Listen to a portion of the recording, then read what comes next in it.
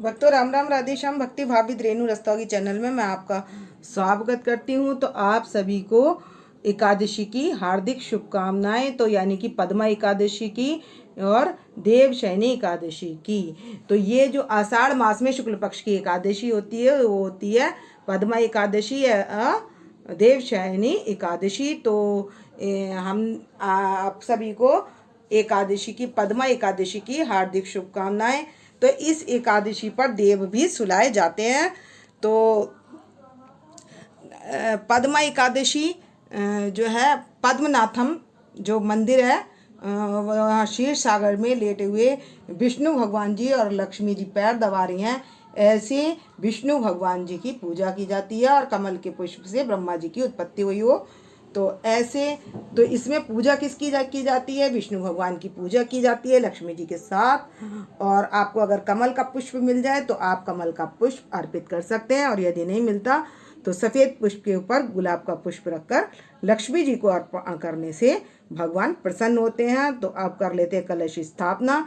तो हमने कलश की स्थापना कर ली है। मैंने 5 अशोक के पत्ते लगा लिए हैं रोली और चंदन लगाकर।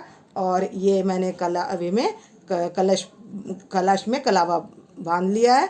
तो हमने हमारी हो गई है कलश की स्थापना। इसमें डाला 1 का सिक्का, लौंग का जोड़ा और सुपारी और गंगा जल और जल, ये मिलाकर हमने इसकी कलश की स्थापना कर ली है। तो और पुष्प लगा लिए हैं हमने इनके सामने, और मैंने सभी पर छींटा लगा लिया है। और अब हम सबके लगाएंगे तिलक। तो सबसे पहले क्या करना है, आपकी अगर चौकी छोटी है तो आप एक ही विष्णु भगवान जी का एक ही विग्रह बिठा सकते हैं। और मेरी तो काफ़ी बड़ी मेज है, तो जब मैं पधारती हूँ तो मैं सभी को पधार देती हूँ। तो आप एक भी बिठा सकते हैं, और आपका भाव है यदि आपके पास बड़ी चौकी है तो आपके जो भी लड्डू गोपाल जी हैं आप उनको पधार सकते हैं। तो अब मैंने चंदन का टीका लगाना इनको शुद्धिकरण में कर चुकी हूँ। तो अब पूजा शुरू कर। तो मैंने तिल का आसन देकर गणेश जी को विराजमान कर लिया है। तो मैं इनको पहना दूंगी गणेश जी को जनेऊ। तो मैंने इनको जनेऊ धारण करा देंगे। और यहाँ हमारे विष्णु भगवान जी हैं तो उनको भी जनेऊ धारण करा देंगे। तो हमने जनेऊ धारण करा दिया है और अब सभी को वस्त्र अर्पित कर देंगे। तो सबसे पहले हम गणेश जी के पास वस्त्र अर्पित कर देंगे। और यहाँ हमारे हैं लड्डू गोपाल जी, तो कन्हैया जी और लड्डू गोपाल और हमारे हैं लाला। तो इन सब को हम वस्त्र अर्पित कर देंगे। राधा रानी को वस्त्र अर्पित कर देंगे। यहाँ छोटे लड्डू गोपाल जी हैं, लाला हैं, इनको भी अर्पित कर देंगे। बस सभी को हम वस्त्र अर्पित कर देंगे, और गौ माता को भी हम वस्त्र अर्पित कर देंगे। तो यहाँ मैंने सभी को वस्त्र अर्पित कर दिए हैं। तो अब हम गौ माता को भी वस्त्र अर्पित कर देंगे। और यहाँ हमारे विष्णु भगवान जी और लक्ष्मी जी, तो हम इनको करेंगे। विष्णु भगवान जी को तो हम पीला करेंगे और लाल लक्ष्मी जी की तरफ। तो मैं कलावे का हिस्सा पीला वाला विष्णु भगवान जी की तरफ और लाल वाला। अब हम लगा लेंगे चंदन का टीका। तो यहाँ हम विष्णु भगवान जी के चंदन का टीका लगा लेंगे। और यहाँ पर हमारे लाला हैं तो सभी के लगा लेंगे चंदन का टीका। तो मैं सभी लाला के और कन्हैया के सबके लगा लूँगी चंदन का टीका।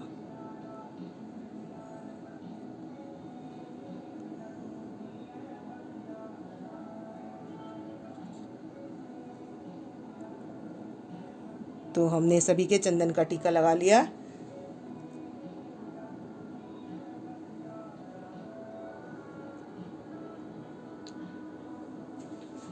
वस्त्र सभी को अर्पित कर दिए, चंदन का टीका लगा लिया। अब हम पुष्प अर्पित कर देंगे। तो मैंने तुलसा जी की माला पहना ली है अपने लड्डू गोपाल जी को, और ये कन्हैया जी को, सभी को तुलसी की माला पहना ली है। अगर आप तुलसी तोड़ना भूल जाते हैं और आपने तुलसी की माला धारण करा रखी है तो वो भगवान भोग लगा लेते हैं। तो इसलिए हमने सभी को तुलसी की माला पहना दी है। तो ये एकादशी की बुक है। तो हमने यहाँ पर भी चंदन का टीका और तिलक लगा लिया है, और हम लक्ष्मी जी के भी लगा देंगे टीका, यानी कि बिंदी लगा देंगे लक्ष्मी जी के और राधा रानी के। तो सभी के टीका लग चुका है। अब हम पुष्प अर्पित करेंगे। तो यहाँ पर हम भगवान जी के पास, विष्णु भगवान जी के यहाँ पर पीले पुष्प अर्पित कर देंगे। और यहाँ हमारे गणेश जी हैं तो इनके पास भी पुष्प अर्पित। तो मैंने ये ले लिया गुलाल और अबीर। तो हम यहाँ से गणेश जी के पास इसमें से ये गुलाल और अबीर लगा लिया और मैं ये गणेश जी के पास अर्पित कर दूंगी। और अपनी राधा रानी के पास सफ़ेद पुष्प के ऊपर गुलाब का पुष्प रखकर अर्पित कर देंगे। और यहाँ हमारी लक्ष्मी माता है तो उनके पास भी सफ़ेद पुष्प के ऊपर गुलाब का पुष्प रखकर इनके पास अर्पित कर देंगे। और इनके पास कर देंगे पीले, विष्णु भगवान जी के पास पीले पुष्प अर्पित कर देंगे। तो इसी तरीके से हम सबके पास पुष्प रख देंगे। जिनको माला नहीं पहनाई है हमने, उनके पास हम पुष्प अर्पित कर देंगे। तो हम गणेश जी के पास भी फल अर्पित कर देंगे। और हमारे ये लाला हैं इनके पास भी, और राधा रानी के पास, सभी के पास फल अर्पित कर देंगे। तो मैंने यहाँ भी, और ये लक्ष्मी माता है इनके पास हम लाल फल अर्पित कर देंगे। तो मैं यहाँ पर सेब अर्पित कर दूंगी और विष्णु भगवान जी के पास पीला फल अर्पित कर दूंगी। तो यहाँ पर हमने गौ माता के पास और सभी के पास फल अर्पित कर दिए हैं। तो आप मावे के पेड़े बनाना चाहें तो वो भी बना सकते हैं। मैंने भोग में ले लिया माखन, मिश्री और ड्राई फ्रूट और फ्रूट्स। तो इसका हम भोग लगा देंगे। तो अब इसके बाद हम करेंगे देवशयनी एकादशी में चतुर्मास का नियम भी लिया जाता है। तो उसमें हमें जो चीज़ छोड़ते हैं तो उसी का दान करना होता है। यानी कि हमने जैसे कोई सब्जी जो छोड़ी है तो हम उसका भी दान करेंगे। तो जो चीज़ इस मास में हम छोड़ते हैं, दूध, दही, कोई भी चीज़, जो भी चीज़ हम छोड़ते हैं 4 मास के लिए, और चतुर्मास में किया जाता है एक बार भोजन, तो इसलिए वो चतुर्मास कहलाता है। तो अब कर लेंगे हम बुक में, ये मैंने बुक में पूजन कर लिया, पुष्प भी चढ़ा दिया है। तो यह है एकादशी व्रत की कथा। तो इसमें से हम क्या करेंगे, कथा कर लेंगे एकादशी की।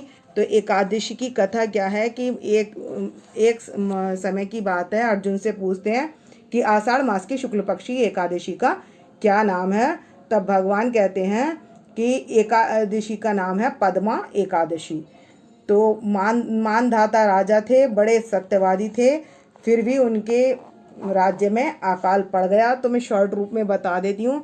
जब अकाल पड़ गया तब उन्होंने एक दिन रास्ते में जा रहे थे तो उन्हें ऋषि के दर्शन हो गए। तब ऋषि ने उन्हें बताया कि तुम्हारे राज्य में एक शूद्र तपस्या कर रहा है, तो आप उसकी तपस्या भंग कर दीजिए, यानी कि उसको मार दीजिए। तब मानधाता ने कहा कि मैं ऐसा नहीं कर सकता, कोई दूसरा उपाय बताइए। तब उन्होंने कहा कि आप पद्मा एकादशी का, यानी कि देवशयनी एकादशी का व्रत करें और विधि विधान से उसका पूजन करें। तो इस व्रत के प्रभाव से समस्त पापों का नाश हो जाता है और ये प्राणियों के उद्धार करने के लिए सबसे अच्छा व्रत है। तब ऋषि की बात मानकर राजा ने व्रत किया। व्रत सच्चे मन से व्रत करने के बाद सच्चे मन से व्रत करने के बाद उन्हें क्या हुआ, अकाल से मुक्ति प्राप्त हुई, यानी कि उनके राज्य में वर्षा हुई।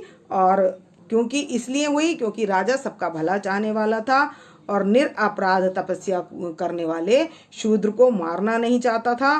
तो इसलिए उसको क्या हुई, उसके नगर जैसा था वैसा हो गया। तो इस एकादशी के प्रभाव से उसके राज्य में वर्षा हुई और भगवान विष्णु के प्रसन्न हुए और उस मोक्ष करने वालों को मोक्ष की प्राप्ति होती है।